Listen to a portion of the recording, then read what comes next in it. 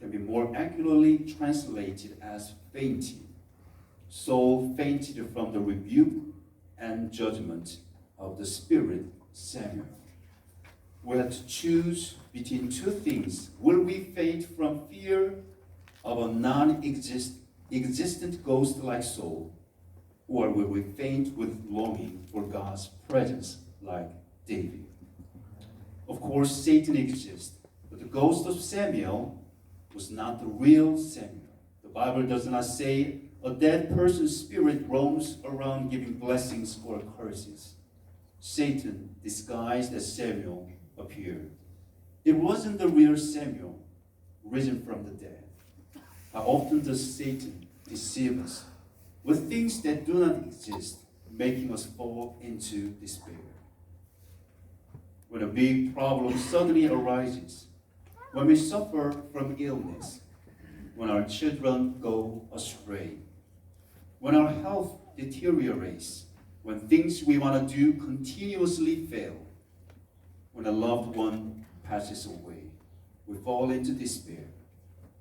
David's story appeals to us to seek God as much as the depth of our worries. Psalm chapter 63, verse 2, it says, "So I have looked for you in the sanctuary to see your power and your glory." By this point in this prayer, shouldn't David be mentioning water? Shouldn't he be asking God for food or safety? Yet David does not ask for what he immediately needs. David is not seeking Saul's location, but God's presence. He's not seeking for a safe place, but where God dwells. Where does David find God? It says, in the sanctuary. Verse 2 is similar to verse 1, but is more specific in his prayer. In verse 1, David faints from seeking God. In verse 2, what aspects of God does David want to see? Your power and your glory.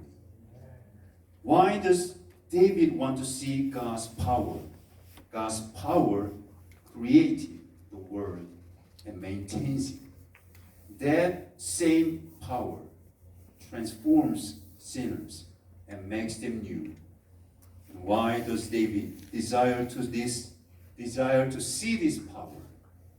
Only by God's power can David find satisfaction, even in this desolate wilderness.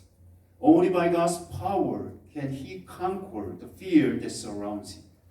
By focusing on God's power, he can be assured that God's sovereignty prevails even in these current difficult circumstances. With God's power, he can understand experientially that all things work together for good. We often talk about the power of sin, the power of Satan. And we say, I cannot change this habit. I have had this temper since I was a child. I cannot change my taste. We often speak about how strong Satan is and how powerful sin is. But isn't God more powerful than Satan? Shouldn't we talk more about the Lord's power? We are influenced by the words we speak. Let us look to God's power and speak of his power. Secondly, why does David look at God's glory? Where do we usually use the word glory? When someone receives a big reward, a big award, he or she gives glory to their parents. When someone makes a great contribution to their society, or gets a good job, or their talents shine, we use the word glory.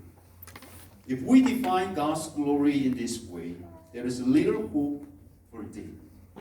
According to this definition, David should not lose to Saul, but should defeat him, drive Saul out, take the crown, and live in a great palace rather than in the wilderness to give glory to God.